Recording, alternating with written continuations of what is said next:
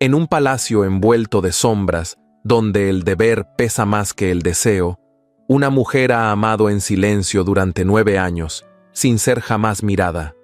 Su nombre es Elvira, y su presencia apenas es un susurro entre los muros nobles de Sevilla. Pero cuando una carta rompe la quietud y un fantasma del pasado regresa con promesas rotas, todo cambia. Detrás de cada gesto contenido se oculta una verdad que arde.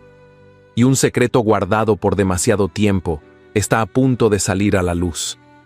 ¿Puede el amor sobrevivir a la indiferencia, al orgullo y a los años? Quédate con nosotros y cuéntanos, ¿desde qué ciudad estás escuchando esta historia? ¿Tú también crees que algunos amores merecen una segunda mirada? Prepárate, porque esta historia no te dejará igual. Sevilla, año de 1851. En lo alto de la colina, donde las cigüeñas anidan entre los escombros de antiguas torres moriscas y la brisa de azahar se mezcla con el olor a papel sellado, se alza el palacio de los condes de Ayans. Sus muros, teñidos por siglos de privilegios y silencios, conservan aún la altivez de un tiempo que no se resigna a morir. Allí, entre tapices desvaídos y mármol fatigado por pasos nobles, vive doña Elvira de San Román, la dama de compañía de la marquesa viuda. Elvira llegó a ese palacio siendo apenas una joven. Nadie supo con certeza de dónde venía, solo que la marquesa la recibió bajo su ala con una naturalidad que despertó más de una ceja entre los criados. Decían que su madre había muerto lejos, que no tenía hermanos ni fortuna, pero sí una educación impecable, modales templados y una mirada que no buscaba ser vista.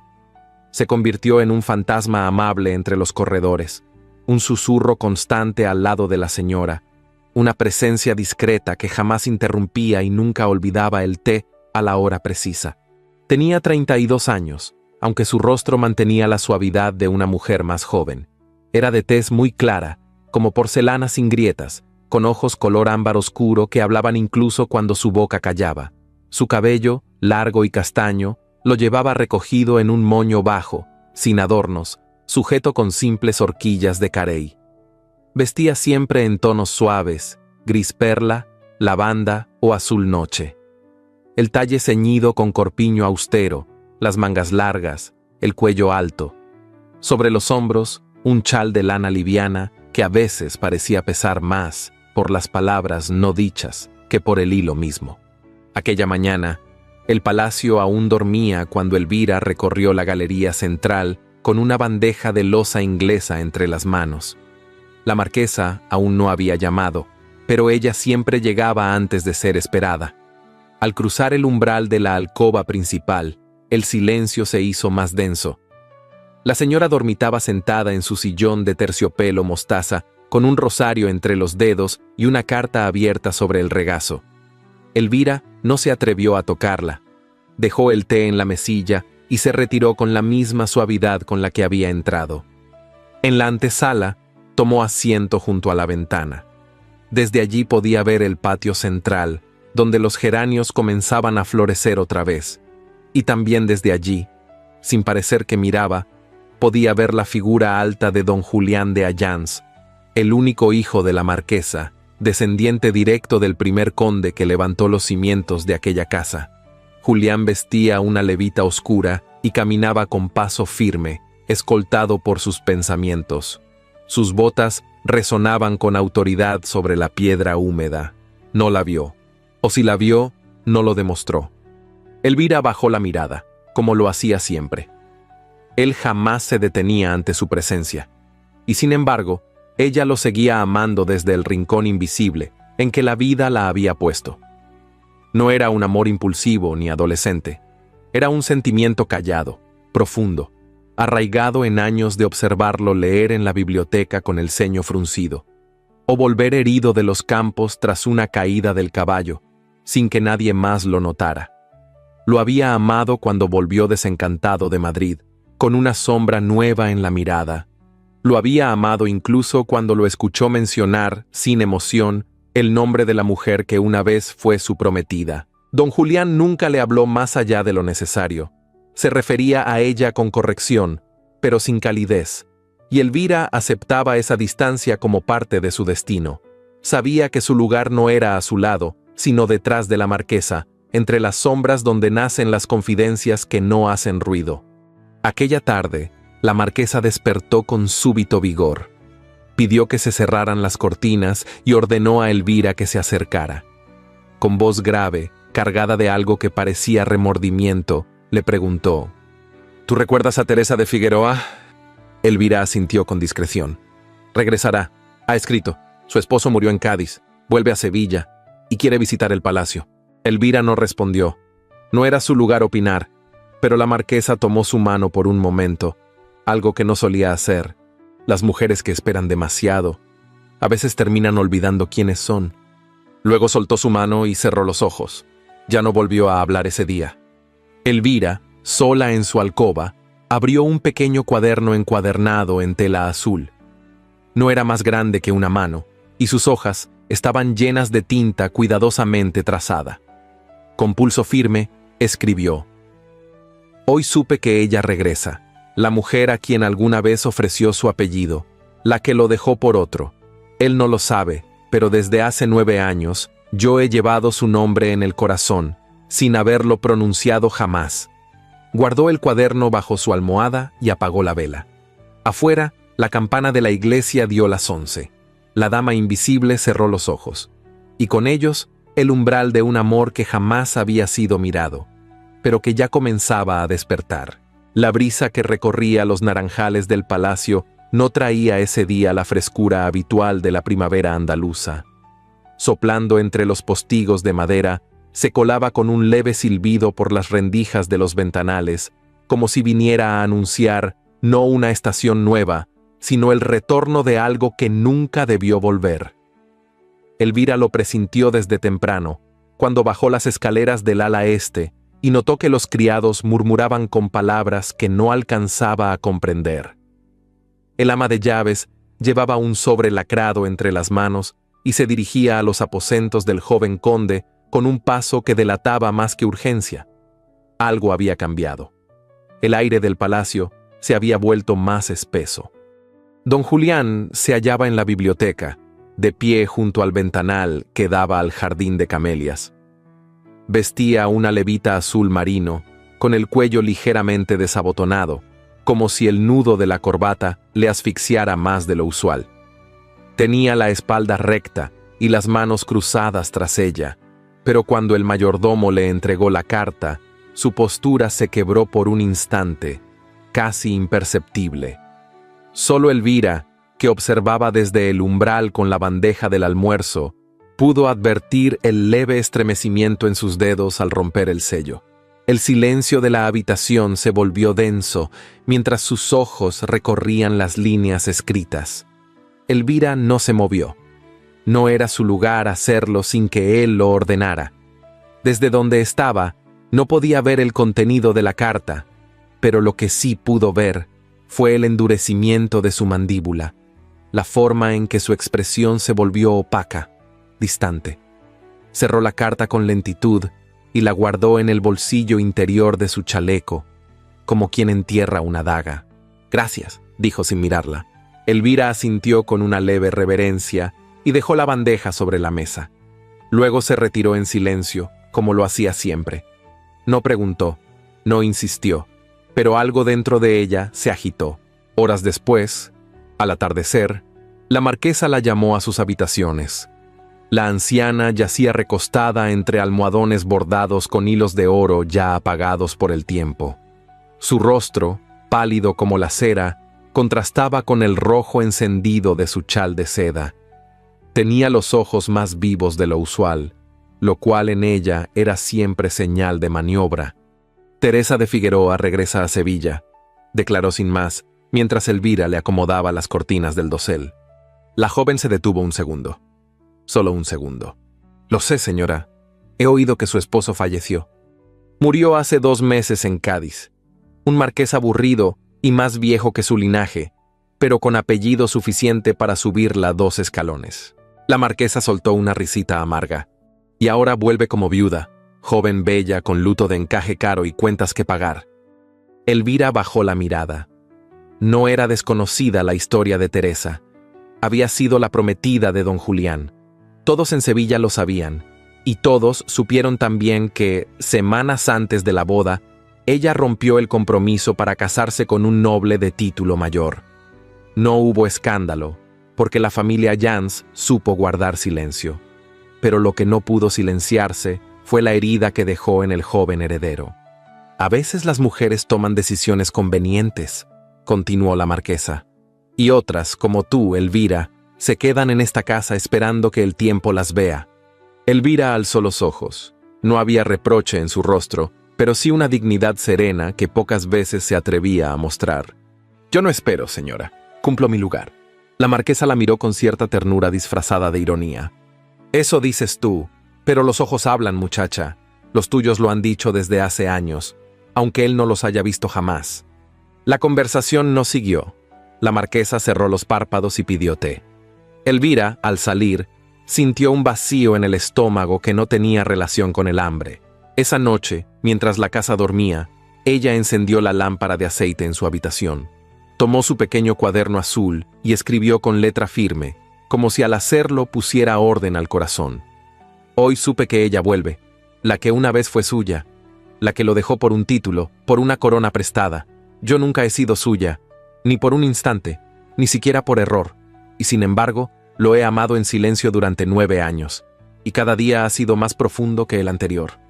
No tengo un apellido que ofrezca alianzas, ni joyas, ni tierras. Tengo mis manos, mi lealtad, y una mirada que nunca le ha mentido. Sé que no es suficiente, pero aún así, me duele su inquietud, porque no es por mí, nunca ha sido por mí. Guardó el diario bajo la almohada y apagó la lámpara, pero no durmió. Afuera, el viento azotaba los postigos como si trajera consigo la memoria de aquel amor roto. Y en la oscuridad, Elvira supo, sin que nadie se lo dijera, que la sombra de Teresa sería más larga de lo que imaginaba.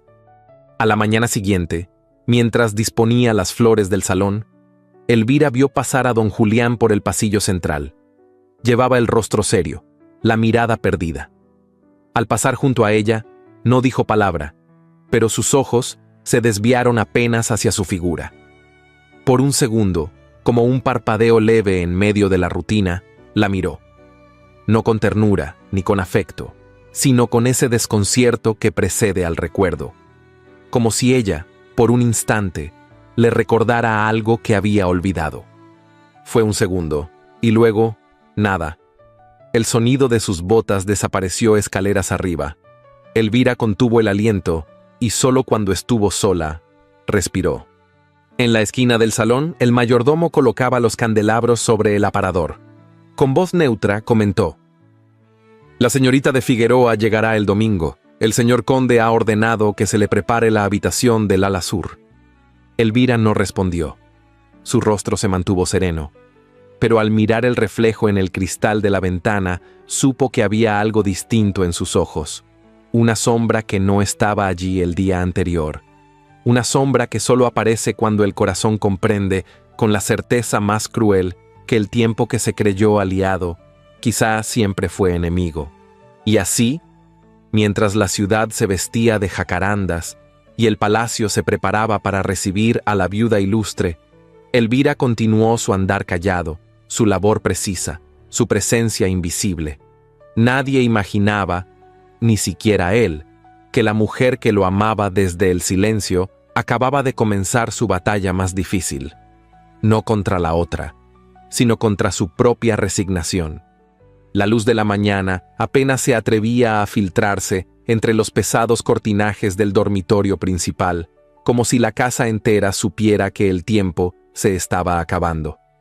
El silencio en la habitación de la marquesa era espeso, sagrado. Cada mueble, cada tapiz, cada objeto antiguo parecía aguardar con solemnidad el desenlace inevitable. Elvira, sentada en una silla junto al lecho, no se movía. Con las manos entrelazadas sobre el regazo y los ojos fijos en el rostro fatigado de la anciana, permanecía atenta al más leve cambio en su respiración. La marquesa ya no comía desde hacía 3 días.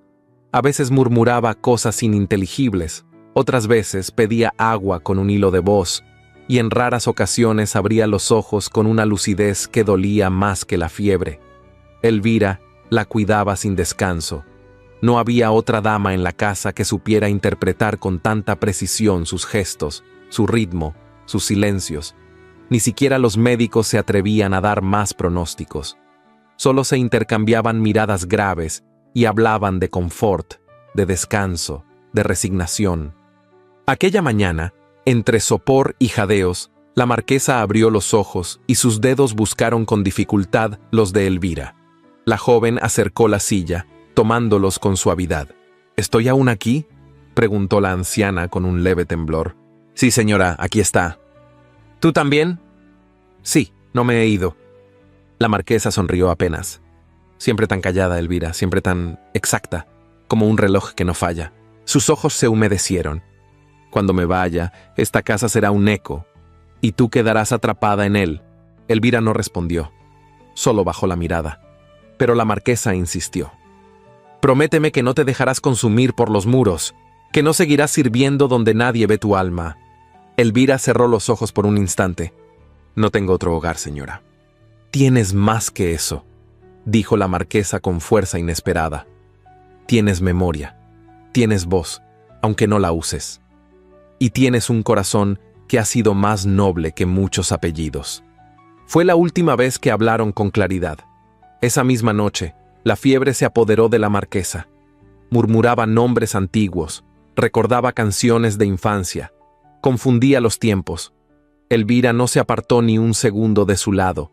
Cambiaba los paños húmedos, ofrecía agua con gotas de limón, oraba en silencio mientras el reloj de la sala daba las horas con su campanada grave. Nadie más se quedó. Ni Julián, ni los médicos. Solo ella, sentada junto al lecho, sosteniendo una mano arrugada y tibia hasta que, finalmente, se volvió fría. Cuando la marquesa exhaló su último suspiro, Elvira inclinó la cabeza y besó aquellos dedos por última vez. No lloró. No en ese momento. La muerte no la sorprendió. La había presentido hacía días. Pero sintió algo quebrarse dentro. No por lo que se iba, sino por lo que sabía que vendría. El luto se impuso de inmediato. La casa se cubrió de negro. Cortinas, vestiduras, cintas en los picaportes. Las campanas doblaron por 3 días, y los carruajes de medio Sevilla acudieron al funeral. Elvira se mantuvo a un lado, invisible entre las coronas y los rezos, entre las lágrimas ajenas y los murmullos interesados. Nadie preguntó por ella, nadie le ofreció consuelo. Solo don Julián, en el momento en que cerraban el ataúd, giró brevemente la cabeza hacia su rincón, y por un instante la miró. No con afecto, no con ternura, solo con ese desconcierto lejano que traen las pérdidas. Pasaron 2 días. El ambiente era denso, contenido. Se convocó a los hombres del cabildo, al notario, a los abogados, y se citó a la lectura del testamento. Elvira, por discreción, no fue llamada, pero fue requerida. Una de las cláusulas especificaba que debían estar presentes todos los miembros residentes de la casa. La sala de tapices estaba ocupada por figuras rígidas. Don Julián, con el rostro pétreo, se sentó junto a la chimenea apagada.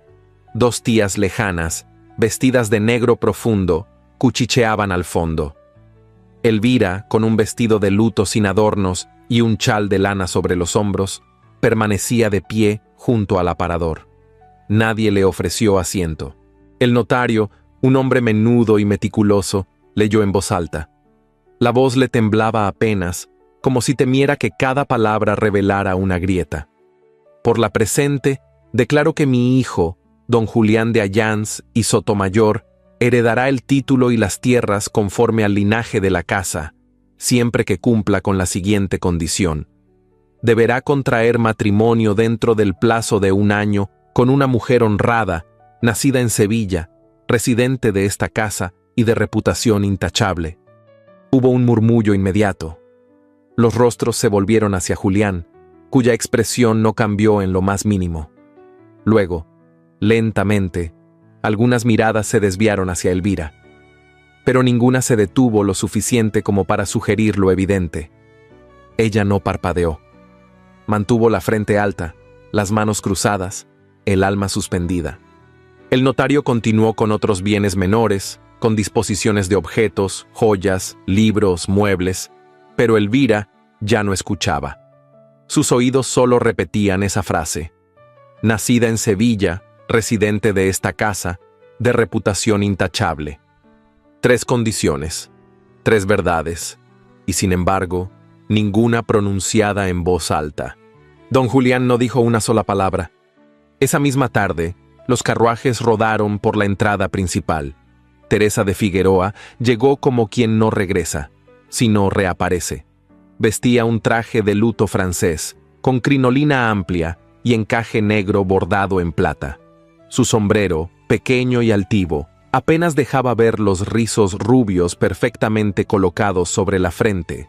Descendió con gracia medida, como si supiera que todos la observaban. Y así era. Elvira la contempló desde el corredor alto, junto a la galería de columnas. No por envidia, ni por recelo, solo por certeza. La certeza de que una mujer así no regresaba por nostalgia. Regresaba porque el tiempo había jugado su juego y ahora, viuda y libre, venía a reclamar lo que creyó haber dejado intacto. Teresa entró al palacio con paso firme. Saludó a las tías con una inclinación ligera, ignoró al ama de llaves y al cruzarse con Elvira, la miró como se mira a una criada más. ¿Puedes avisarle a Julián que he llegado?, preguntó sin siquiera detenerse. Elvira bajó los ojos. Por supuesto, señora. Y en esa respuesta, tranquila y sin reproche, cabía toda la distancia del mundo. Esa noche, Elvira escribió en su diario con manos más firmes que nunca.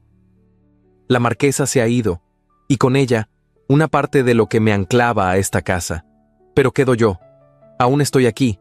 Cumplo con cada condición, cada una. Y sin embargo, nadie me nombra. Quizá nunca lo hagan. Quizá la justicia no se viste de seda, ni habla en voz alta. Pero yo la escucho, y mientras pueda oírla, no me moveré. Luego cerró el cuaderno, se recostó en su lecho sencillo y permitió que el sueño llegara como una tregua momentánea. Afuera, la luna se alzaba sobre Sevilla con un resplandor pálido, como testigo silencioso de una promesa rota y de una mujer que aún no había sido vista. El reloj de pie en el salón marcaba las 5 cuando las primeras copas de licor comenzaron a tintinear con discreta elegancia. Las tías Ayans, vestidas de luto riguroso pero con encajes visibles, conversaban en voz baja con una sobrina política llegada de Jerez. Don Julián, de pie junto a la ventana principal, sostenía una copa de Jerez sin beberla, con la mirada fija en algún punto indescifrable del jardín. Teresa, espléndida en un vestido negro de tafetán con bordes plateados, se deslizaba entre los invitados con la misma gracia que antaño, como si los años no hubieran pasado por ella, como si la viudez le hubiese devuelto el poder que el amor le había arrebatado. Era un evento discreto, íntimo, convocado para rendir homenaje a la memoria de la marquesa. Sin embargo, el ambiente tenía poco de luctuoso. En los rostros maquillados y los murmullos contenidos se respiraba más expectativa que tristeza. El palacio se hallaba aún en luto oficial, pero los intereses no vestían de negro. Se hablaba del testamento, de la cláusula, del plazo impuesto y del destino incierto del nuevo conde. Elvira, como siempre, se mantuvo a un lado. Supervisaba con discreción a los criados, revisaba que las bandejas estuvieran bien servidas, que las flores no comenzaran a marchitarse. Vestía de negro cerrado, sin cintas, sin joyas, sin adornos. Solo un pequeño camafeo oculto bajo el cuello alto de su vestido le pertenecía de verdad. Sus movimientos eran serenos, exactos. No ocupaba espacio, pero estaba en todas partes. Fue Teresa quien rompió el ritmo de la velada. Con la elegancia de quien lanza un anzuelo, comentó en voz alta, mientras sostenía una copa de cristal tallado. ¿No era aquí donde la marquesa guardaba su joyero? Creo recordar que solía esconderlo detrás de aquel biombo, ¿verdad? Varios presentes giraron la cabeza hacia el rincón señalado. Elvira, que se hallaba colocando servilletas en la consola, sintió un estremecimiento leve en la nuca. Teresa, sin mirar a nadie en particular, añadió con tono inocente: una reliquia preciosa, el relicario de diamantes que heredó de su madre. Decía que solo lo usaba en bodas muy especiales. Siempre tuve la curiosidad de verlo más de cerca. Doña Amalia, una de las tías, comentó con interés: ¿el de diamantes y esmalte azul?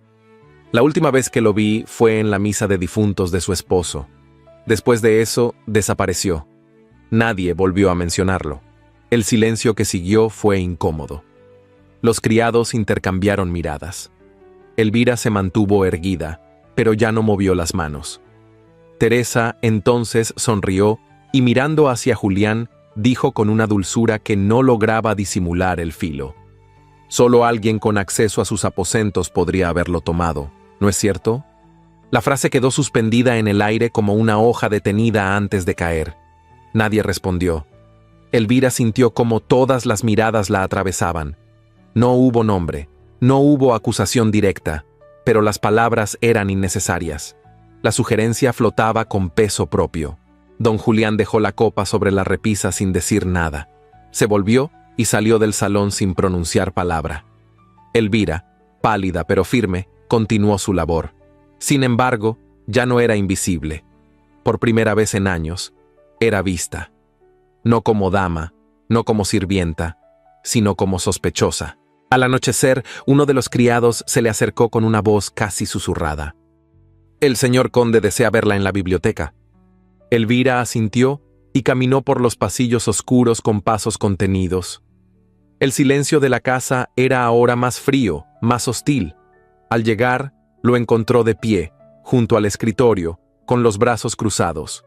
Vestía aún el mismo traje, pero su semblante estaba más severo, más tenso. «Cierre la puerta», ordenó sin levantar la voz. Ella obedeció. Se ha mencionado hoy una joya que, según dicen, ha desaparecido. Un relicario que mi madre guardaba en su habitación. Elvira mantuvo la mirada fija en él. Lo recuerdo. Estaba en una cajita forrada en terciopelo. Ella me permitió tocarlo una vez, hace muchos años. ¿Sabe dónde está? No, señor. ¿Accedió usted a su habitación después de su fallecimiento? Solo para retirar las prendas de uso diario y supervisar el cambio de sábanas. Lo hice en presencia de una doncella. Julián guardó silencio. Caminó hasta el escritorio y apoyó ambas manos sobre él, como si buscara sostener algo más que su cuerpo. «No la estoy acusando, Elvira», dijo por fin. «Pero entiéndame, hay rumores, y usted tuvo acceso». Elvira sintió que algo se quebraba por dentro, no por las palabras, sino por la mirada. Él no hablaba como un desconocido, pero tampoco como alguien que la conocía de verdad. Era una voz cargada de duda, de distancia, de fría precaución. «Señor», dijo con calma, «llevo 9 años en esta casa. He servido con respeto, sin pedir nada. Si algo me ha sostenido, ha sido la dignidad de no necesitar defenderme. Pero hoy lo haré. Jamás tomaría lo que no me pertenece. Ni joya, ni honra, ni mirada alguna». Él bajó los ojos. Por un instante pareció vencido por algo más que el peso del luto. «Puede retirarse», murmuró. Ella hizo una leve reverencia, pero no salió de inmediato. Dio un paso hacia él y con voz firme añadió: «No me duele que me acusen, me duele que usted lo considere posible». Y salió. Esa misma noche, en la cocina baja, mientras los criados recogían los restos del evento, una de las doncellas más jóvenes, Rosario, comentó en voz baja: «¿No sería prudente que la señorita Elvira siguiera aquí? No con lo que se dice. A veces, para proteger la reputación de la casa, hay que alejar lo que la compromete». El ama de llaves no respondió, pero la expresión de su rostro indicaba que la sugerencia no le parecía del todo impropia. Elvira, al regresar a su habitación, se sentó frente a la pequeña mesa donde reposaba su cuaderno. No lo abrió. No escribió esa noche. Solo desabrochó el corpiño de su vestido con manos temblorosas y al hacerlo, el pequeño camafeo cayó sobre su pecho. Lo sostuvo entre los dedos por largo rato. Lo abrió. Dentro, el retrato ovalado de una mujer joven, con la misma mirada que ahora sostenía el suyo. «No te llevarás mi verdad», susurró, como si hablara con la memoria. y al apagar la lámpara comprendió que algo más que una joya se había perdido en esa casa. La confianza también había desaparecido, y aunque nadie lo decía, el peso de una sospecha era más devastador que una acusación, porque no tenía forma ni defensa, solo hería en silencio. La lluvia había caído durante toda la noche sobre los tejados del palacio, como si el cielo intentara lavar en secreto lo que los hombres no se atrevían a pronunciar. Los árboles del jardín, empapados, inclinaban sus ramas hacia el suelo y el aire húmedo arrastraba el olor penetrante del azahar mojado. Las paredes frías de la casa conservaban el eco de pasos tensos, de palabras dichas entre murmullos, de decisiones aún no tomadas. Don Julián de Ayans se encontraba en su despacho desde las primeras luces del amanecer. La lámpara de aceite aún ardía sobre el escritorio, y los documentos se apilaban frente a él con un orden que no calmaba su mente. Los abogados habían sido claros. El testamento exigía una acción inmediata.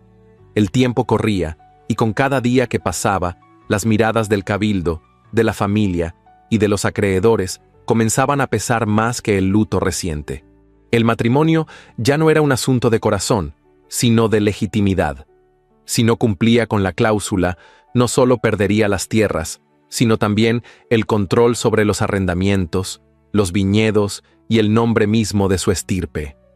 El legado de los Ayans, forjado durante generaciones, se le escaparía de las manos por no pronunciar un sí a tiempo.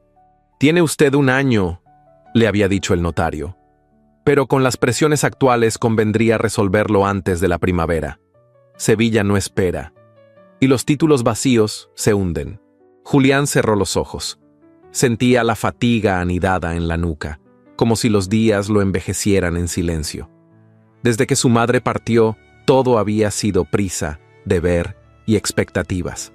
El dolor aún se escondía entre papeles. Ni siquiera había tenido tiempo de despedirse del todo. Golpearon la puerta. «Adelante», dijo sin volverse. Teresa de Figueroa entró con paso firme, acompañada por el leve crujir de su falda de seda. Llevaba un vestido de mañana en color ciruela, con encaje marfil en el cuello y los puños. Su sombrero descansaba en su brazo derecho, y su expresión era serena, casi estudiada. «¿Puedo hablar contigo unos minutos?» Él asintió. No había manera de negarse. Ella se sentó frente al escritorio con la elegancia de quien nunca había sido rechazada. «No vine para remover el pasado, Julián, lo sabes. No me interesa un perdón ni una disculpa. Lo hecho está hecho». Él la observó en silencio. «Pero sí he venido con la claridad que da el tiempo». Tomó aire. «No tienes muchas opciones. Yo tampoco. La fortuna que heredé no es tan grande como aparenta, y tú necesitas una esposa con urgencia. Yo cumplo con los requisitos. Tengo linaje, tengo reputación, y, lo más importante, sé guardar las apariencias». Julián no respondió. Apoyó los codos sobre el escritorio y entrelazó los dedos. Teresa prosiguió con calma. «No te pido amor ni promesas, solo un acuerdo. Casarnos nos devolvería la posición que merecemos. Seríamos la pareja que Sevilla espera. No sería difícil. Nunca lo fue entre nosotros. Hasta que cometí el error de elegir a alguien por su escudo en lugar de por su alma». Hubo un silencio, largo, incómodo. «Piénsalo», añadió con voz más suave. «Nadie te juzgará por aceptar». Cuando se marchó, el aire del despacho se tornó más denso. Julián permaneció allí, sin moverse, hasta que los rayos del sol comenzaron a colarse entre las nubes. Necesitaba aire. Salió al jardín sin abrigo, sin sombrero, como si el frío lo ayudara a pensar. Caminó por los senderos mojados, pasando junto a los magnolios, hasta que escuchó una voz femenina al fondo. Se detuvo. Debajo del porche lateral, en una banca de piedra cubierta por una manta gruesa, Elvira sostenía un libro entre las manos. Sentadas a su alrededor, las hijas del cochero y de la lavandera lo escuchaban con atención. Una de ellas repetía en voz alta una frase, mientras la otra señalaba las letras con el dedo. Elvira corregía con paciencia, con una dulzura que se desbordaba sin esfuerzo. Sonreía, no como quien enseña por obligación, sino como quien comparte un trozo de sí misma. Julián las observó sin ser visto. Y, por primera vez, notó algo que nunca antes había reparado: la manera en que Elvira se inclinaba para escuchar mejor, el cuidado con que acariciaba el cabello de una de las niñas al elogiarla, la claridad de su voz al pronunciar cada palabra con intención. No era una figura silenciosa, no era una sombra, era una mujer llena de luz, pero nadie la había mirado nunca de frente. Regresó al interior del palacio confundido. No sabía qué le inquietaba más: la certeza de que Teresa tenía razón o la duda de que quizá había algo más que no estaba viendo. Esa tarde, buscando un libro en la biblioteca, abrió por error una caja olvidada sobre el atril. Entre varios papeles antiguos, encontró un cuaderno encuadernado en tela azul. Reconoció la caligrafía de inmediato. Era de Elvira. Dudó. Su instinto le decía que no debía leerlo, pero la mano ya había pasado la primera página. No había nombre, no había fecha, solo palabras. Hay amores que no reclaman presencia, pero nunca se ausentan. Son como las raíces de un árbol que no se ve, pero lo sostienen todo. Pasó la hoja. Cada vez que lo escucho hablar con firmeza, me pregunto si alguna vez notará que alguien lo escucha con devoción. No porque lo admire, sino porque lo comprende, y porque, sin saberlo, ha habitado en mi alma durante años. Julián sintió un golpe sordo en el pecho. Cerró el cuaderno, pero no pudo soltarlo. Se sentó en la silla junto a la chimenea, con el cuaderno entre las manos, como si contuviera un secreto que lo desarmaba. Nunca pensó que una mujer pudiera mirar así, y que él no lo hubiera notado. Horas más tarde, aún llevaba el cuaderno consigo. No se atrevió a devolvérselo. No sabía si debía hacerlo. Pero desde ese momento, la imagen de Elvira, de pie junto al ventanal, enseñando a las niñas, en silencio junto a la marquesa, caminando con paso sereno, comenzó a aparecer ante él con una fuerza que no pudo controlar. Esa noche, por primera vez, la miró, incluso sin verla. Y lo que antes era invisible, ahora ardía con una claridad que comenzaba a incomodarlo. La decisión aún no estaba tomada, pero algo dentro de él ya había comenzado a romperse, o tal vez a despertar. El cielo se había cerrado sobre la ciudad como un telón de terciopelo negro, pesado e inmóvil. Desde hacía horas, truenos distantes rodaban entre las nubes, y el olor a tierra mojada comenzaba a impregnar los pasillos del palacio. Las primeras gotas golpearon los ventanales con lentitud, como dedos que tantean antes de golpear con fuerza. Nadie se sorprendió. Aquella era una noche anunciada, pero lo que nadie sabía era que lo que estaba por desatarse no vendría del cielo. Elvira se había despedido mentalmente de cada rincón de la casa. Había doblado sus vestidos más sencillos, había envuelto su pequeño camafeo en una tela de lino, y había dejado una carta breve en la mesilla de noche. Ni reclamos ni reproches, solo gratitud y silencio. Sabía que su partida no provocaría un escándalo. Al contrario, sería vista como un acto prudente, necesario, conveniente. Rosario, la doncella más joven, ya lo había insinuado con demasiada naturalidad. A veces, para evitar rumores, es mejor que ciertas presencias se disipen, había dicho con aire compasivo. Elvira entendió que el tiempo de su invisibilidad había terminado. Ahora era visible, pero solo como una mancha. Caminó descalza por la galería del ala sur. El mármol, frío y liso bajo sus pies, le recordó que la casa ya no era su refugio. Llevaba puesto un vestido gris perla, con mangas largas y cuello cerrado, el mismo que había usado la tarde en que murió la marquesa. Se detuvo junto al ventanal abierto. La lluvia caía con fuerza ahora, como un llanto sin pausa.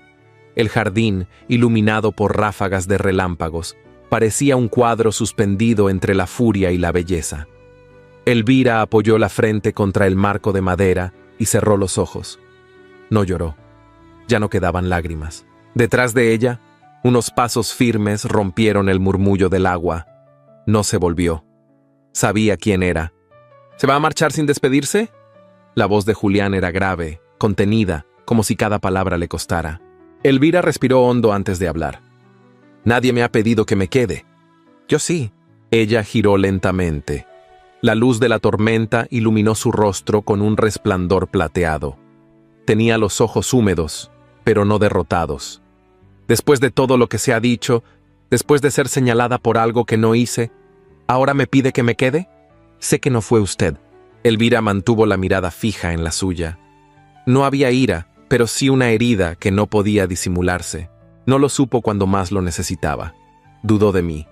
Y lo que más me duele no es la sospecha, es que su voz, la única que habría podido defenderme, eligió callar. Julián se acercó un paso, empapado de lluvia, el cabello pegado a la frente, los puños cerrados. Algo en él parecía vencido. No entendí lo que usted significaba en esta casa. Siempre estuvo ahí, en silencio, cumpliendo con todo, sin pedir nada, y yo no la vi. No era su obligación verme, respondió ella con voz quebrada. Yo no tenía título, ni nombre, ni promesa alguna. Solo estaba, como un mueble, como una flor que no se nombra. Julián desvió la mirada por un instante. Parecía luchar contra algo que no encontraba forma. Leí su cuaderno. Elvira se tensó. No debió. Lo sé. Fue un error. Pero fue ese error el que me abrió los ojos. Avanzó un paso más. Ahora estaban a escasa distancia. La lluvia golpeaba con fuerza las tejas. Un trueno sacudió la casa. Él levantó la mano, pero no la tocó. Solo la sostuvo en el aire, como si el roce aún fuera demasiado. Yo no sabía que alguien podía amar así, dijo con voz rota, con tanta entrega, con tanta pureza, y todo ese amor estuvo aquí, junto a mí, durante años. Elvira tragó saliva. Bajó la mirada, pero no retrocedió. ¿Y qué cambia eso ahora? Todo. Me cambia a mí. La tensión entre ellos era como una cuerda a punto de romperse. Julián alzó el rostro de Elvira con suavidad, solo con la yema de los dedos. Ella lo dejó hacer, inmóvil, temblando por dentro. Sus miradas se encontraron como nunca antes. No había palabras que alcanzaran, solo latidos, solo silencios, solo... Sus labios se acercaron. La respiración de ambos se entrelazó y durante un instante el mundo desapareció. Ni la tormenta, ni el pasado, ni el juicio de los demás existían. Solo ellos, por primera vez, frente a frente, sin barreras. Pero justo cuando la distancia entre sus labios se volvió imperceptible, un golpe seco en la puerta principal retumbó por toda la casa. Luego, otro más insistente. Julián retrocedió. Cerró los ojos un instante. Elvira dio un paso atrás, temblando. ¿Quién puede ser a estas horas?, susurró ella. Un criado apareció corriendo por el pasillo lateral. «Señor, el notario ha llegado. Dice que ha venido a registrar su decisión sobre el matrimonio. Trae el acta oficial». Julián se quedó quieto. Miró a Elvira con algo más que desconcierto, con dolor, con urgencia no resuelta. Ella desvió la mirada y cruzó los brazos sobre el pecho. «Vaya», dijo con suavidad. «Es lo que todos esperan. No los haga esperar más». Él no se movió de inmediato. Parecía debatirse entre la obligación y el deseo, pero al final asintió con leve amargura. «No he dicho mi última palabra». Y se alejó. Elvira permaneció sola en la galería. La lluvia seguía cayendo. El viento se colaba por las hendiduras. En el suelo, una flor del jardín, arrastrada por la tormenta, se detuvo a sus pies. Era una camelia blanca, intacta pese al vendaval. La recogió con manos temblorosas y la sostuvo contra el pecho. No sabía si había perdido algo, o si apenas estaba comenzando a despertar, pero en su interior, por primera vez, la esperanza y la tristeza latían juntas, y ninguna quería rendirse. La mañana siguiente a la tormenta amaneció extrañamente quieta. El cielo, aún gris, se mostraba más fatigado que sombrío. En el aire quedaba suspendido el aroma dulce de las magnolias mojadas, y los caminos del jardín crujían bajo los pasos de los jardineros que removían ramas caídas y flores deshechas por la lluvia. Dentro del palacio, sin embargo, la calma era una ilusión. Teresa de Figueroa se vestía con esmero frente al espejo de cuerpo entero, en la habitación que se le había asignado en el ala sur. Su doncella, una joven pálida llamada Adela, abrochaba los botones de nácar en la espalda del vestido color lavanda, mientras Teresa observaba su reflejo con atención. No era la juventud lo que la sostenía, sino el dominio absoluto de sus gestos. Cada mirada, cada inclinación de la cabeza, cada suspiro medido, era parte de una estrategia que había perfeccionado desde temprana edad. Sabía cuándo acercarse, cuándo retroceder, cuándo fingir nostalgia y cuándo convertir un silencio en promesa. ¿El señor conde ya desayunó?, preguntó sin volverse. No lo sé, señora. Creo que no ha bajado aún. Teresa ladeó la cabeza con una sonrisa apenas visible. Perfecto. No me gusta interrumpir el desayuno de los hombres, pero sí aparecer cuando el estómago comienza a pedir compañía. Se colocó un par de pendientes de perlas y una pequeña mantilla de encaje negro sobre los hombros. Luego, sin esperar más, se dirigió al despacho.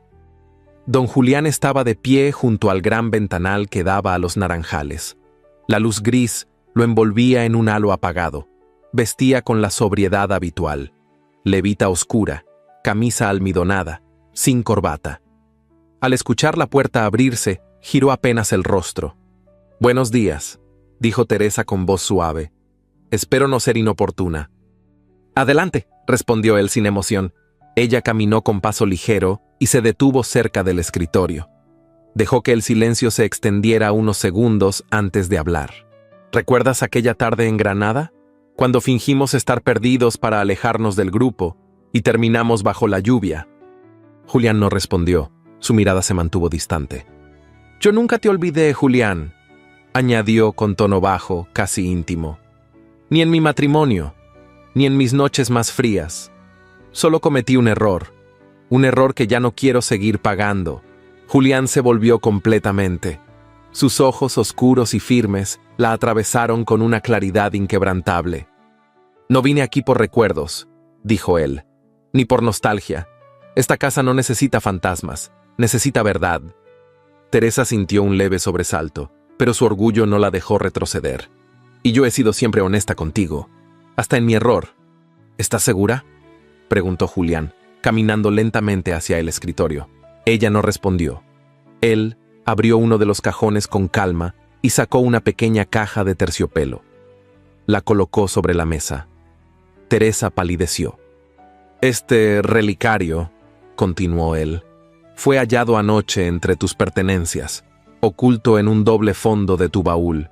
La doncella que te sirve...» Habló. El silencio que cayó fue como una cuchillada. Teresa se irguió con rigidez. «Adela es joven, fácil de manipular, seguramente...» «No la presioné», la interrumpió Julián. «Confesó por voluntad propia, llorando. Dijo que tú la obligaste a tomarlo del joyero de mi madre, que fingiste una conversación con Elvira para distraerla, que luego armaste la escena en el salón para que todo apuntara a ella». «¿Y le creíste?» «Sí». Su voz fue tan firme que no dejó espacio a la duda. «Porque ahora veo con claridad, porque no fue Elvira quien quiso escalar posiciones, no fue ella quien jugó con la reputación ajena, fue tú». Teresa dio un paso atrás. La máscara de control comenzó a resquebrajarse. «¿Y tú? ¿Vas a creer en las palabras de una criada? ¿De una mujer sin apellido, sin nada? ¿Vas a arruinar tu futuro por alguien que ni siquiera sabes si te corresponde?» Julián respiró hondo. Su expresión era de piedra. «Ya arruiné demasiado por no saber mirar». Se acercó al escritorio y tomó una hoja del notario que reposaba sobre una bandeja de plata. La arrugó lentamente y la arrojó al fuego de la chimenea. «Considera roto cualquier acuerdo entre tú y yo. No volverás a hablar en nombre de esta casa y a partir de mañana no quiero verte bajo este techo». Teresa temblaba.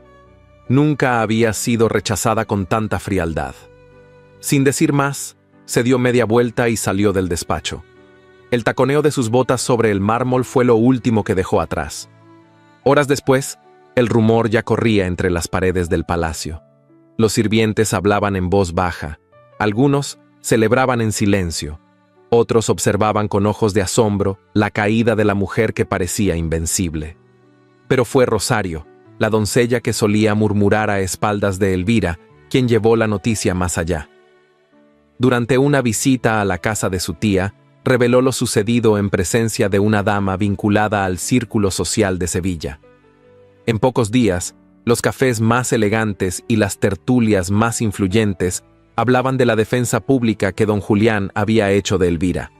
Decían que había proclamado su inocencia frente al cabildo, que había restituido su honra con palabras claras, que había declarado que jamás permitiría una injusticia bajo su nombre. Elvira, refugiada en casa de doña Martina, antigua institutriz y única figura que conservaba de su infancia, escuchó las noticias sin levantar la vista de su labor de costura. Su habitación era modesta, con paredes blancas y una sola ventana que daba a un patio con jazmines. Allí había encontrado sosiego, silencio, lejos de las miradas, lejos del juicio. «Él te defendió, hija», le dijo la anciana, sentándose a su lado. «Lo hizo sin temor, con la firmeza de quien ya no duda». Elvira dejó la aguja sobre la tela. Sus dedos temblaban levemente. «No lo hizo por mí», dijo en voz baja. «Lo hizo por sí mismo, para aliviar una culpa, para reparar una grieta. ¿Y eso es algo que no merece perdón?». Elvira no respondió. Se levantó y caminó hacia la ventana. La luz de la tarde caía suave sobre el jardín. En el aire, el perfume de los jazmines traía un recuerdo lejano. «No sé si estoy lista para regresar», confesó, «porque si lo hiciera ahora, no sabría si es por amor o por gratitud. Y yo no quiero ser una deuda que él deba saldar». Doña Martina sonrió con ternura. «Entonces espera. El tiempo sabrá decirte la diferencia, pero no cierres tu corazón antes de saber la respuesta». Elvira asintió en silencio. Afuera, una mariposa blanca danzaba sobre las flores, y en su interior, algo parecido a la esperanza comenzaba a agitar las alas, aunque ella aún no lo supiera. La casa de doña Martina se alzaba a las afueras de la ciudad, en un rincón apartado donde los álamos crecían altos, y las tardes se llenaban de pájaros y silencio. Era una construcción modesta, de muros encalados y tejas envejecidas, con un patio de ladrillos rojizos y una fuente pequeña en el centro. No tenía criados, ni mayordomo, ni grandes cortinas de terciopelo, pero había allí una paz que el mármol del palacio jamás ofreció. Elvira había llegado una semana atrás con una maleta pequeña y el alma desordenada. La recibió el perfume del jazmín, la voz dulce de su antigua institutriz y un cuarto limpio con una ventana que daba al campo abierto.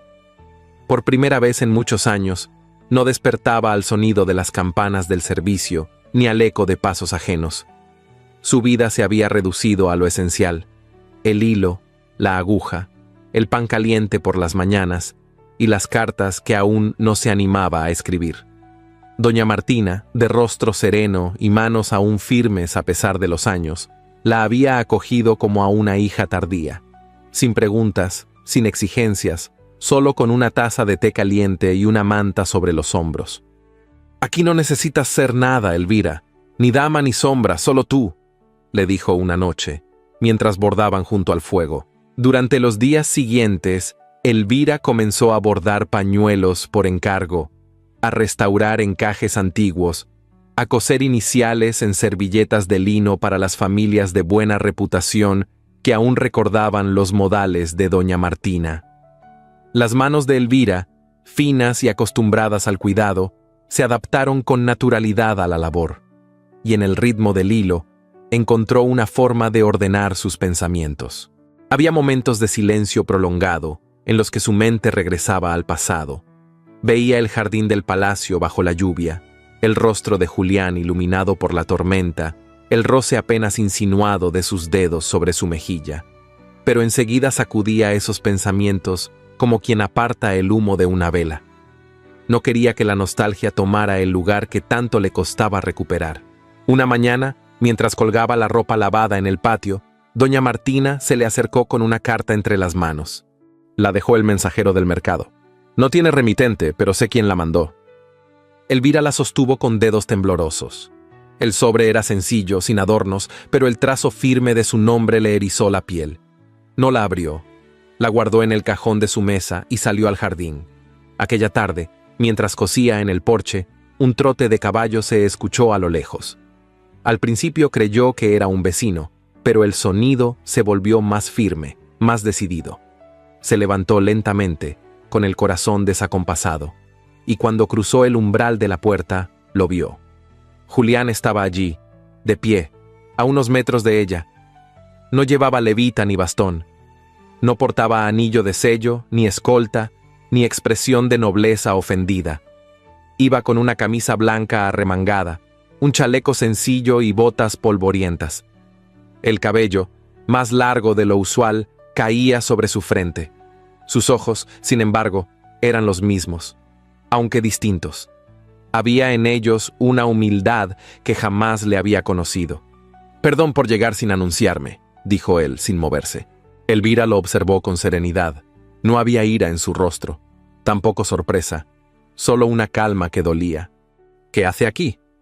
«Vengo a buscarla». Ella bajó la vista un momento y luego volvió a alzarse con firmeza.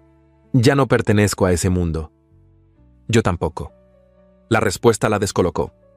«He renunciado a lo que creía que me sostenía, al apellido sin alma, a los compromisos impuestos, a las voces que dictaban mi deber», continuó él. «Y al hacerlo, me di cuenta de que todo lo que valía la pena estaba aquí, en usted». Elvira sintió un nudo en la garganta. Dio un paso hacia la baranda del porche. La distancia entre ellos se acortó. «Julián, no vengo a reparar un daño», interrumpió él con suavidad. «No vengo a ofrecerle un lugar por compasión. Vengo porque me enamoré. No de su silencio, no de su paciencia, sino de usted, de lo que hay detrás de esa mirada que por tanto tiempo no supe ver». Ella cerró los ojos. 2 lágrimas resbalaron por sus mejillas, silenciosas, contenidas. «Yo no soy la misma que usted ignoró durante años», dijo con voz quebrada. «No soy la mujer que escribía en cuadernos escondidos ni la que esperaba a ser notada desde una galería. Esa mujer ya no está, lo sé», respondió él. «Por eso la amo, porque ahora camina erguida, porque eligió marcharse cuando la dignidad pesaba más que el amor, porque supo decir no cuando yo creía que bastaba con llegar». Elvira respiró hondo, todo dentro de ella temblaba. «¿Y qué quiere de mí ahora?» Su presente, su mirada sin miedo, su mano, si me la da, sin promesas que la obliguen, sin deberes que la anulen. Por un instante, el viento se llevó el perfume del jazmín entre ellos. Julián alzó la mano con lentitud, como si temiera que el aire mismo pudiera herirla, pero no la tocó. «No tiene que responderme hoy», susurró, «ni mañana. Solo quería que supiera que aquí estoy, ya no como conde, no como heredero, solo como un hombre que la ama». Se dio media vuelta y comenzó a caminar hacia su caballo. Elvira, aún temblando, lo vio alejarse con pasos lentos. No lo detuvo, no esta vez, lo dejó partir. Esa noche, escribió por primera vez desde que había dejado el palacio. Hoy regresó, pero no como antes. Esta vez vino sin escudo, sin voz altiva, sin máscaras. Y aún así, o quizá por eso, me dolió más que nunca. No sé si lo que siento es amor o memoria. No sé si mi corazón late por lo que fue o por lo que podría ser. Solo sé que, por primera vez, no me sentí invisible. Y eso ya es una herida nueva. Guardó el cuaderno y miró por la ventana. En el cielo, las estrellas parecían parpadear entre nubes bajas. Y ella, la mujer que ya no esperaba, volvió a cerrar los ojos, sin cerrar aún su corazón. Las campanas de la iglesia de San Bartolomé repicaban con solemnidad cuando Julián descendió de su carruaje en la plaza central, vestido con una levita oscura sin adornos, y el rostro endurecido por una decisión tomada sin vuelta atrás.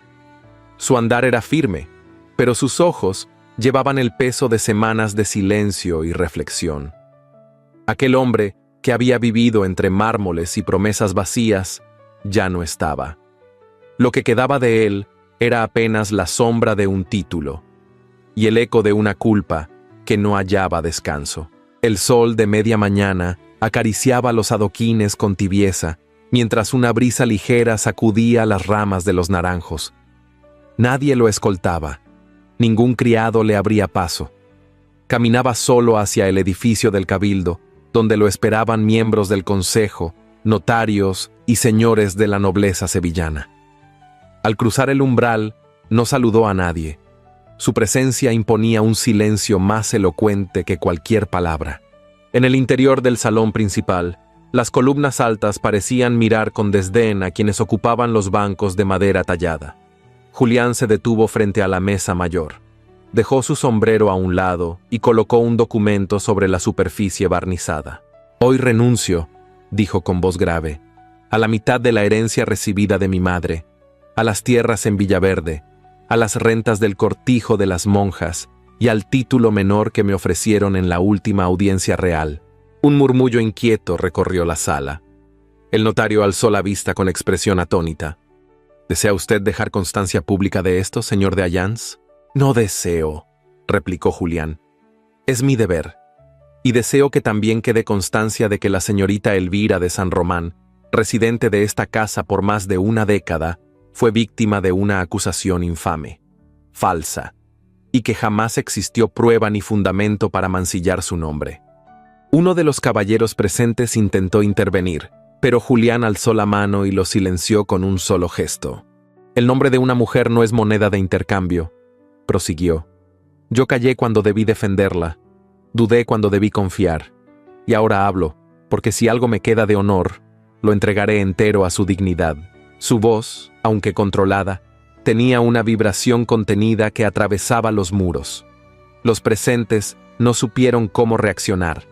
Algunos desviaron la mirada, otros, conmovidos, asintieron en silencio, y el notario, con las manos trémulas, estampó su firma en el acta oficial. Pero Julián no se quedó a escuchar más.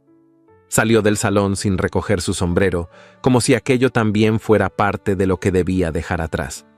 Durante los días siguientes, los rumores recorrieron Sevilla como pólvora. Decían que el heredero de Ayans había vendido su propiedad en Carmona por debajo de su valor, solo para disponer del dinero de inmediato, que había enviado sobres sellados con rentas anticipadas a mujeres viudas del barrio de San Marcos, donde Elvira había vivido en su niñez, que había entregado su anillo familiar al convento de las Carmelitas como limosna por los años en que había cerrado los ojos al sufrimiento ajeno.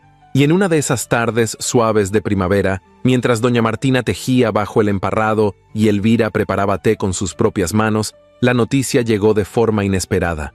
«Fue en pleno cabildo, hija», dijo doña Martina, con una mezcla de asombro y emoción. «Con los nobles presentes, con testigos. Pronunció tu nombre sin temblar. Dijo que fuiste acusada injustamente, que habías sido siempre honrada, discreta, y que tú merecías todo lo que él jamás te dio». Elvira dejó caer la cucharilla dentro de la taza sin darse cuenta. Un leve tintineo rompió el silencio. «¿Y qué dijo la ciudad?», preguntó, apenas en un susurro. Algunos lo aplaudieron, otros enmudecieron, pero nadie lo negó, y más aún, ha distribuido las rentas entre quienes menos tienen, sin anunciarlo, sin buscar elogios. Elvira se llevó una mano al pecho. No lloró. Tampoco sonrió. Cerró los ojos con lentitud, como si el aire de esa tarde fuera más espeso que de costumbre. Aquel gesto, ese acto público que ella no había solicitado ni imaginado, quebró algo dentro de ella, pero también lo reconstruyó. Durante años, su amor fue un secreto entre muros. Después, una herida contenida en silencio. Ahora, por primera vez, parecía tener nombre y forma. No era súplica, no era lástima, era verdad, dicha con el peso de quien ya no huía de sí mismo. Esa noche, Elvira se sentó en la galería de la casa modesta, con las piernas cubiertas por una manta de lana, mientras la luna comenzaba a asomar sobre los tejados. «¿Volverás?», preguntó doña Martina, sin levantar la vista de su costura. «Sí», respondió Elvira tras un largo silencio, «pero no a lo que era antes. Ya no soy la mujer que espera en un rincón». «¿Y él es el mismo?». Elvira miró al cielo y entrecerró los ojos. «Tampoco». Al día siguiente, al clarear el alba, se levantó temprano. Se vistió con un traje de lino sencillo, de color marfil, con una capa azul oscuro que usaba en los días de misa. No llevó joyas ni sombrero, solo un pequeño camafeo con una miniatura dentro, oculto bajo el corpiño. No dijo adiós. Solo besó la mano de doña Martina con ternura y salió al camino. Mientras el carruaje avanzaba por los caminos polvorientos de regreso a Sevilla, el corazón de Elvira no latía con miedo ni con ansias. Latía con certeza, porque el gesto que Julián había hecho no era un gesto de conquista, era un acto de redención, y ella por fin regresaba. No como sombra, no como objeto de compasión. Regresaba como mujer, que ya no necesitaba ser vista para saber lo que valía, pero que aún así anhelaba, solo una vez más, ser mirada, de verdad, con el alma entera. La luz de la mañana se filtraba con timidez por los vitrales de la antigua capilla del palacio, tiñendo el mármol gris de suaves tonos dorados y azulados. El incienso del altar aún flotaba en el aire como un suspiro que no se había extinguido del todo. Las flores, colocadas con sobriedad en jarrones de hierro envejecido, ofrecían su perfume sin ostentación. Todo estaba en silencio, como si el tiempo, por respeto o por misterio, hubiese decidido detenerse en aquel recinto. Julián se encontraba de rodillas frente al altar, con la cabeza inclinada y las manos entrelazadas. No vestía de gala. Llevaba una levita negra austera, sin galones, sin flor en el ojal. No tenía el anillo de sello ni el bastón de los días de representación. Sus zapatos estaban polvosos y su cabello ligeramente revuelto. Había caminado desde el pueblo hasta el palacio, solo, en la madrugada, sin anunciarse, como un peregrino que busca redención más que respuestas. La vela central ardía firme. Su llama, sin parpadear, parecía escuchar su oración silenciosa. Julián no pedía nada. No imploraba milagros ni favores divinos. Solo buscaba paz, una forma de agradecer lo que había comprendido demasiado tarde y lo que aún albergaba la esperanza de merecer. El eco de la puerta al abrirse no fue brusco. Fue apenas un susurro de bisagras que se desperezaban con el nuevo día. Julián no giró. Mantuvo los ojos cerrados, como si temiera que cualquier interrupción lo devolviera a su antiguo mundo. Pero algo, en el cambio del aire, lo obligó a levantar lentamente la mirada. Ella estaba allí, de pie en medio del pasillo central, con la luz de los vitrales abrazándola como un velo etéreo. Elvira avanzaba sin prisa. Su vestido era blanco, de lino ligero, con mangas largas y cuello cerrado. No había bordados, ni encajes, ni perlas. Solo una cinta marfil ajustada bajo el busto y un camafeo ovalado sobre el pecho, sostenido por una fina cadena de plata. No llevaba tocado. Su cabello, recogido en un moño bajo, dejaba a la vista su cuello limpio y su porte sereno. No sonreía, no lloraba. Caminaba como quien ha regresado a un lugar que le pertenece, aunque nadie le haya abierto la puerta. Cuando estuvo a pocos pasos del altar, se detuvo. Julián se incorporó lentamente. Se quedó inmóvil, mirándola con una mezcla de asombro, reverencia y temor. Sus labios se entreabrieron, pero no emitieron palabra, y ella, con el mismo silencio que la había acompañado durante años, alzó la mirada y la fijó en la de él. Era la primera vez, la verdadera, la única, que se miraban así. Sin barreras, sin deberes, sin sombras de lo que fueron o de lo que perdieron.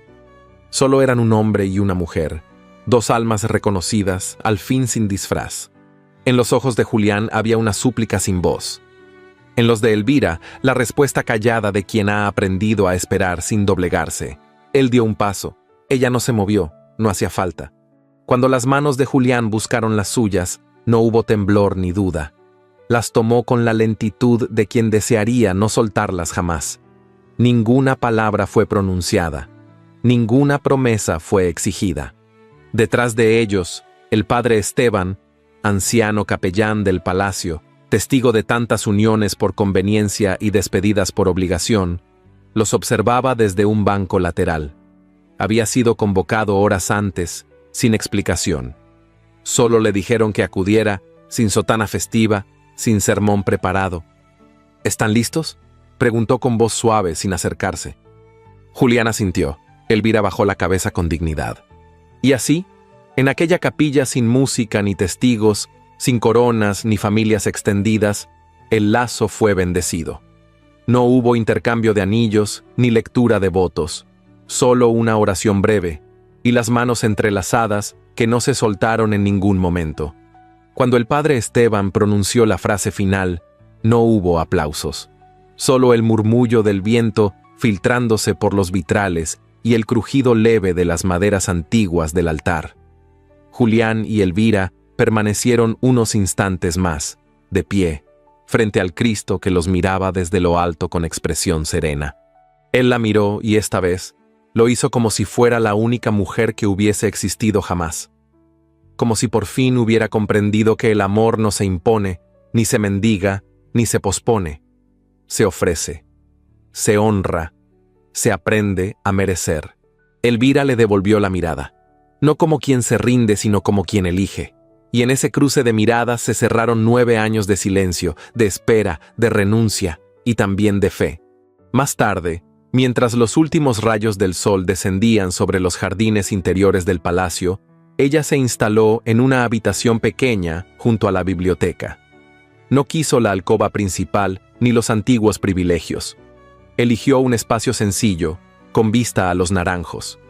Abrió un cuaderno nuevo, de tapas claras, aún sin nombre.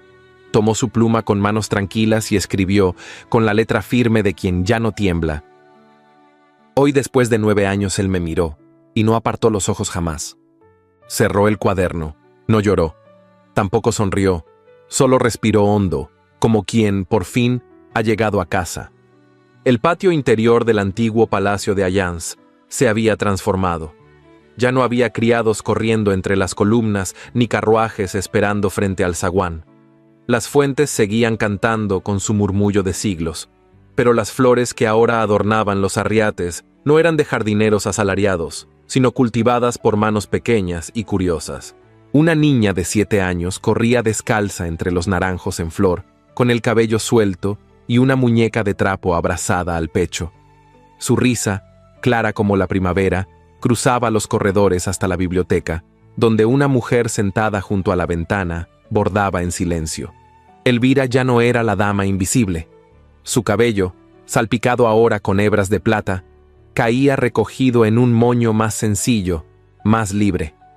Las líneas de su rostro contaban los años vividos no como peso, sino como prueba de haber amado sin arrepentimiento. Bordaba sin prisa, con la ventana abierta de par en par, dejando entrar el aire tibio del atardecer y el eco lejano de los pasos que conocía mejor que los suyos.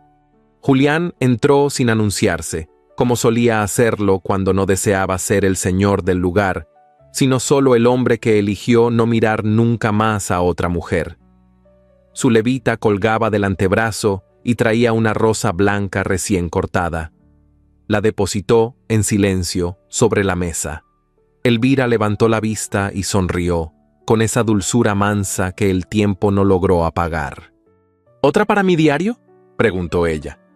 Para ti, respondió él, besando con lentitud la mano que ya no temía tomar en público. Habían pasado 8 años desde aquella mañana en la capilla. No fueron años fáciles. La sociedad no olvidó tan pronto que Julián había renunciado a parte de su herencia por una mujer sin apellido ilustre. Algunos amigos se alejaron, otras puertas no se abrieron jamás, pero otras, inesperadas, se abrieron con generosidad. Aquellas de los barrios bajos, de las casas humildes donde el nombre de Elvira era pronunciado con gratitud, no con burla. Tuvieron 2 hijos, una niña, Beatriz, de espíritu libre como su madre, y un niño, Gabriel, que había nacido 7 mesino pero fuerte como un roble.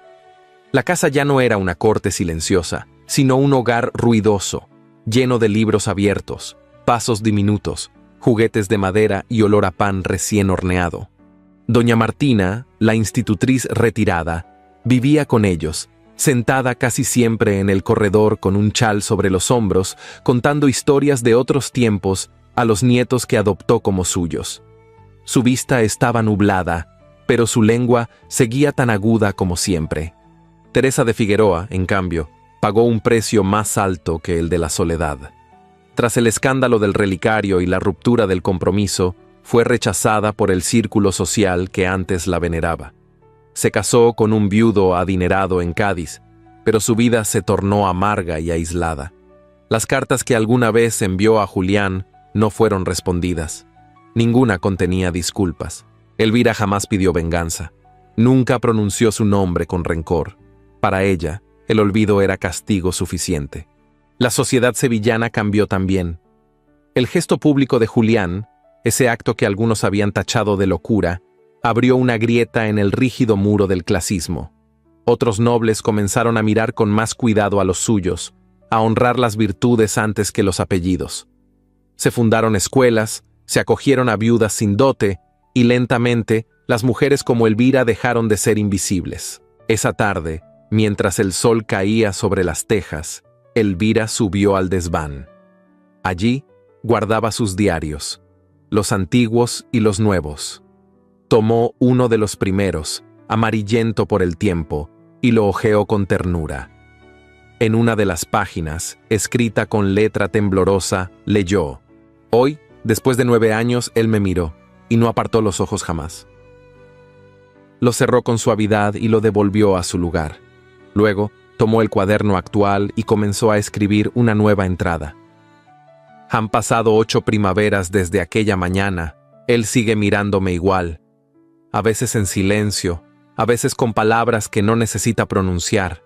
Yo sigo bordando y esperando sus pasos, no porque tema que se aleje, sino porque ahora, por fin, camina a mi lado». Abajo, en el patio, Beatriz reía con su padre. Gabriel intentaba alcanzar una rama baja del limonero. Elvira observó por la ventana, con los ojos brillantes, y supo que la espera, el dolor y el silencio no habían sido en vano. Porque el amor, cuando es verdadero, no muere con el tiempo, se transforma, se asienta, se vuelve raíz. Y ella, que un día fue invisible, ahora era el corazón mismo de esa casa. Hay historias que no necesitan grandes batallas ni palacios en llamas para conmover. Hay amores que nacen en el silencio, crecen en la sombra, y aún así florecen con una fuerza capaz de cambiar destinos. Elvira nos enseñó que la paciencia no es resignación, sino una forma profunda de fe en uno mismo. Que el amor propio es el cimiento del amor verdadero, y que a veces, para ser vistos, primero debemos aprender a vernos con dignidad. Y Julián, él nos mostró que nunca es tarde para reparar, para elegir con el corazón y no con el orgullo. Que renunciar a lo que el mundo llama honor puede ser en realidad el acto más noble de todos. Si esta historia te tocó el alma, cuéntame en los comentarios qué parte te conmovió más. Y si llegaste hasta aquí, escribe la palabra mirada. Así sabré que fuiste parte de este viaje hasta el final y me ayudarás a que más personas descubran esta historia. Y si te gustan los romances intensos, con giros inesperados, emociones profundas y protagonistas que dejan huella, no olvides ver las otras narraciones que te estoy dejando en las tarjetas. Quizás allí también encuentres otra historia que se quede contigo para siempre. Gracias por escuchar, por sentir y por compartir este espacio conmigo. Nos vemos en la próxima historia.